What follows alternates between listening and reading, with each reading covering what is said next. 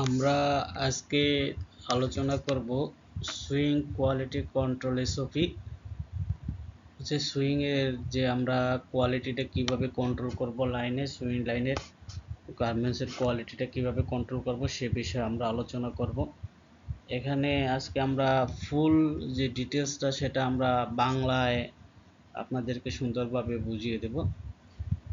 Swing SOP এর উদ্দেশ্যটা কি এবং কিভাবে এটা করব। সুইং এসওপির উদ্দেশ্য হচ্ছে, যেহেতু আমাদের দেশের ম্যানুফ্যাকচারিং লাইনগুলো কম দক্ষ এবং তাদের বেশিরভাগই গার্মেন্টসের প্রযুক্তির উপর প্রতিষ্ঠানিক কোনো প্রশিক্ষণ নেই, তারা তাদের কাজের মাধ্যমে প্রযুক্তিগত বিষয়গুলো শিখে। তাই সুইংয়ের এসওপি তাদের ব্যক্তিগত বিকাশকে উন্নতি করতে, পণ্যের কোয়ালিটি ঠিক রেখে উৎপাদনশীলতা বাড়াতে এবং কোম্পানির লক্ষ্য অর্জনের সহায়তা করবে। স্ট্যান্ডার্ড সুইং বিভাগের জন্য নিম্নলিখিত প্রক্রিয়া বিবেচনা করা আবশ্যক। এর যে উদ্দেশ্যগুলো, এর প্রথম আমরা যেভাবে প্রথম কন্ট্রোলিং করব যে পিপি মিটিং করব।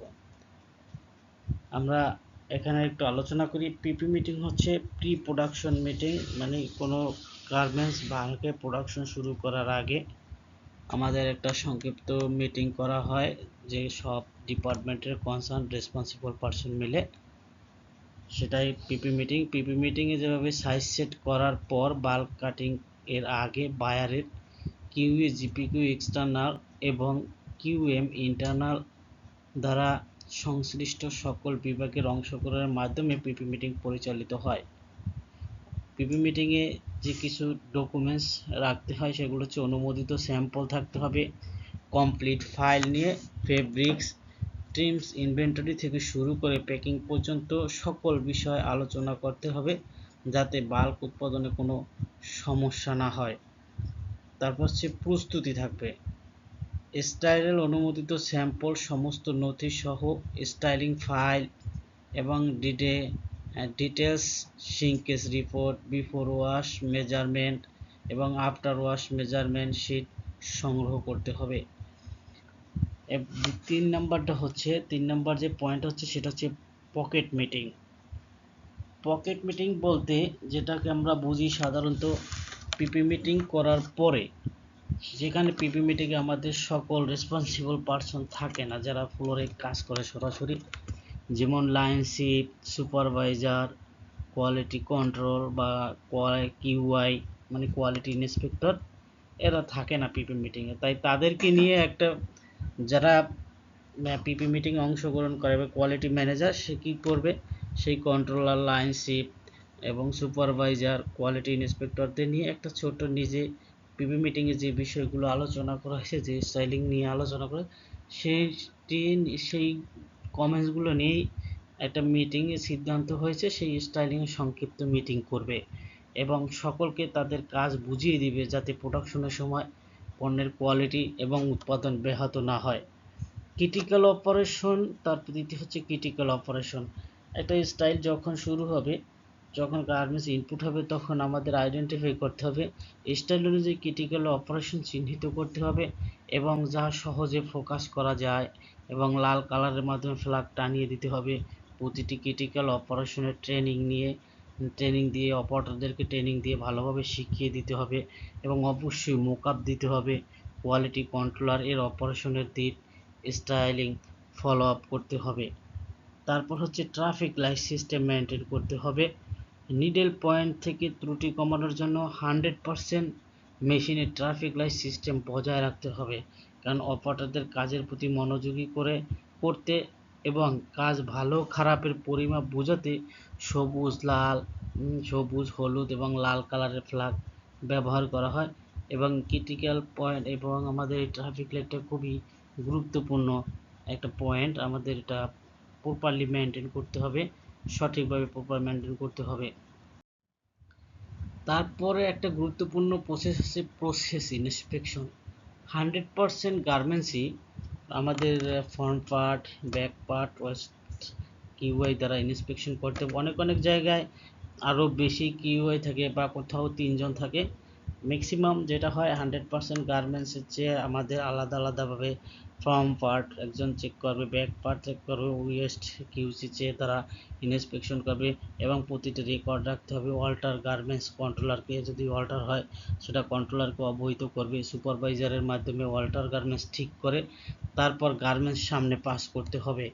অল্টার গার্মেন্টস ঠিক না করে কোনো গার্মেন্টসের সামনে পাস করবে না এবং প্রতিদিন ডিএইচও পর্যালোচনা করতে হবে এবং টপ 3 ডিফেক্ট বের করতে হবে। প্রতিদিন টপ 3 ডিফেক্ট নিয়ে লাইন শিপ সুপারভাইজার এবং এদের নিয়ে মিটিং করতে হবে। অপারেটরদেরকে তাদের মূল যে ডিফেক্ট হয় তাদের সাথে আলোচনা করে তাদেরকে বোঝাতে হবে এবং ডিফেক্ট হওয়ার মূল কারণ বের করতে হবে এবং সে অনুযায়ী যে রুট কজ করে কারণটা বের করার পরে সে অনুযায়ী কর্ম পরিকল্পনা গ্রহণ করতে হবে, যেটাকে কারেক্টিভ অ্যাকশন প্ল্যান করতে হবে। এটা প্রতিদিন আমাদের টপ 3 অ্যানালাইসিস করতে হবে। হ্যাঁ, তারপর হচ্ছে আউটপুট ইন্সপেকশন। আমরা প্রসেস ইন্সপেকশন পেলাম। প্রসেস ইন্সপেকশনের সাধারণত আমরা তিনটাই পাই, ফ্রন্ট পার্ট, ব্যাক পার্ট এবং ওয়েস্ট পার্ট। এখন হচ্ছে আউটপুট ইন্সপেকশন। 100% গার্মেন্টসের সকল প্রসেসের আউটপুট কোয়ালিটি ইন্সপেক্টর দ্বারা ভিজুয়াল চেক করতে হবে। ভিজুয়াল চেক মানে কি, দৃশ্যমান যে গার্মেন্টসটা থাকবে সকল পয়েন্ট একটা ভিজুয়াল চেক করবে এবং মেজারমেন্ট করতে হবে। সমস্ত অল্টার গার্মেন্টসের রিপোর্ট রাখতে হবে। লাইন শিপ সুপারভাইজার এবং লাইন কন্ট্রোলারকে অবহিত করবে এবং তাদের দ্বারা ঠিক করতে হবে, সাথে সাথে স্বাক্ষর দিতে হবে। প্রতিদিনের ডিএইচইউ পর্যালোচনা করবে, টপ 3 ডিফেক্ট বের করতে হবে এবং প্রতিদিন টপ 3 নিয়ে সুপারভাইজার লাইন শিপদের নিয়ে মিটিং করে এবং ডিফেক্ট হওয়ার মূল কারণগুলো বের করতে হবে এবং সেই অনুযায়ী সংশোধনমূলক ব্যবস্থা বা কর্ম পরিকল্পনা গ্রহণ করতে হবে। তারপর হচ্ছে ফার্স্ট আউটপুট গার্মেন্টস রিভিউ। এটা আমাদের সুইং কন্ট্রোলের মধ্যে কন্ট্রোলারদের একটা খুবই গুরুত্বপূর্ণ কাজ।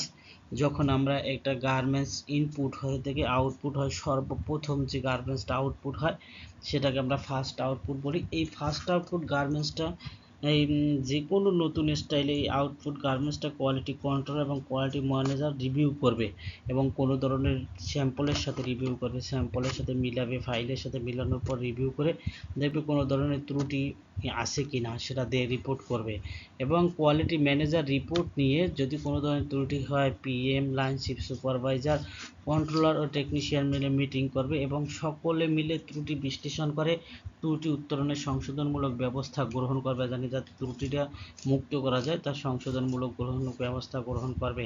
এটা নিয়ে এবং এই যে ফার্স্ট আউটপুট রিপোর্টটা করার পরে যে রেসপন্সিবল তাদের সিগনেচারও নেবে।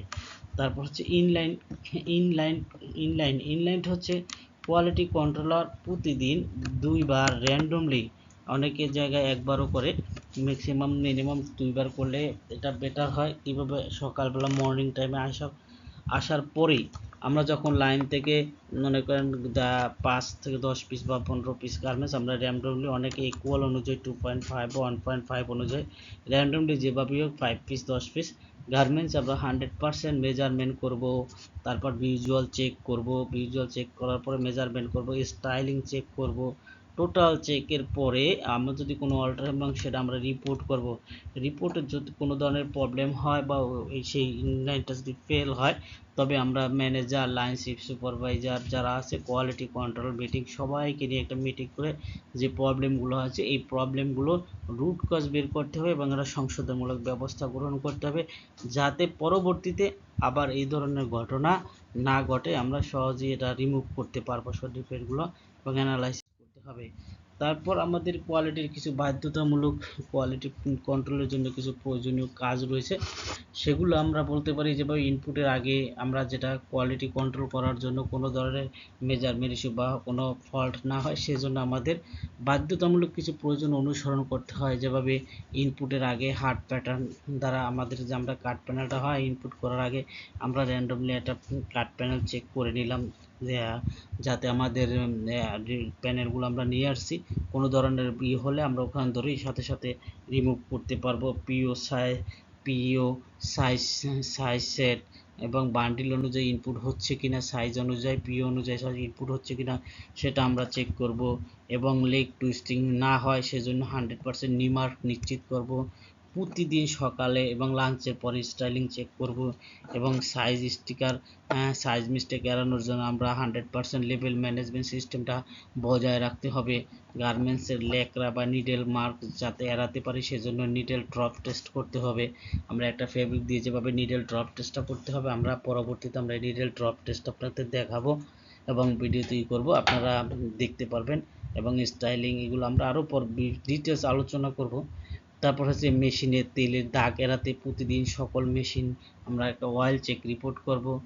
এরপরে সর্বশেষ হচ্ছে একটা র্যান্ডমলি অডিট হয় আমাদের কোয়ালিটি কন্ট্রোল, যেভাবে কিউআই কোয়ালিটি অডিটর থাকে, একটা ইন্টারনাল অডিটর, ওরা কি করবে সব আউটপুট গার্মেন্টস যখন আউটপুট হয়ে যাবে তখন ওরা তাই ওই টিমে ইকুয়াল 1.5-এ যে গার্মেন্টস ইকুয়াল অনুযায়ী হয় সেই গার্মেন্টসগুলো ওরা স্টাইলিং মেজারমেন্ট ভিজুয়াল চেক করবে এবং রেকর্ড রাখবে। যদি অডিট ফেল হয় PM line sheep supervisor quality controller technician দ্বারা এটা সমাধান করবে, এমনকি জিএমকে অব্যাহতি করবে এবং ওটা পুনরায় আবার কোয়ালিটি চেক করাতে হবে। কোয়ালিটি চেক করার পরে সেই অডিটর আবার কী করে আবার পুনরায় সেটাকে অডিট করবে। অডিটে যদি পাস হয় তাহলে অডিটে গার্মেন্টস পাস করবে, আর যদি পাস না হয় তবে আবার সেটা রিঅডিটের জন্য দিবে, রিঅডিট করাতে হবে এবং অডিট পাস হলেই গার্মেন্টস ওয়াশে পাঠাতে হবে। এটাই ছিল আমাদের আজকের মোটামুটি কোয়ালিটি কন্ট্রোল। আমরা যদি এই প্রসেসগুলো আমরা 100% ভাবে মেনটেন করি তাহলে অবশ্যই আমরা আমাদের কোয়ালিটি আশা করি একটা কোয়ালিটির গার্মেন্টসের 100% কোয়ালিটি ঠিক থাকবে এবং আমরা এটা যথাসময় সঠিকভাবে বায়ারের রিকোয়ারমেন্ট মেনে কাজ করতে পারবো এবং এটা অবশ্যই আমরা সুন্দরভাবে গার্মেন্টস শিপমেন্ট করতে পারবো। অবশ্যই আপনাদের যদি আমার এই ভিডিওটা যদি ভালো লাগে বা আপনাদের উপকৃত হন তবে অবশ্যই আমার এই চ্যানেলটি সাবস্ক্রাইব করবেন এবং লাইক কমেন্টস করবেন। আমরা পরবর্তীতে আপনারা প্রত্যেক দিনই এই গার্মেন্টস সম্পর্কে 100% প্রত্যেকটা প্রসেসের কীভাবে কাজ করবে, কার কী কাজ, সবগুলো আমরা আস্তে আস্তে প্রত্যেকটা ভিডিও পাবেন। অবশ্যই আমাদের সাথে থাকবেন। ধন্যবাদ সবাইকে। আসসালামু আলাইকুম।